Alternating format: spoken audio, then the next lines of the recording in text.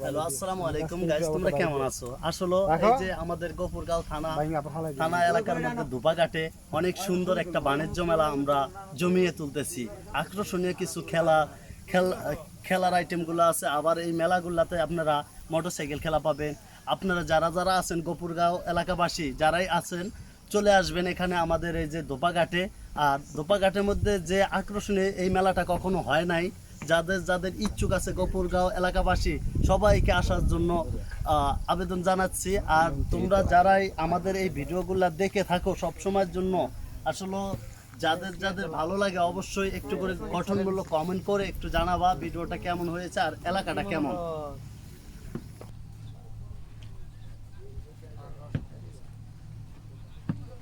লাগবো তোমরা ভাগ করো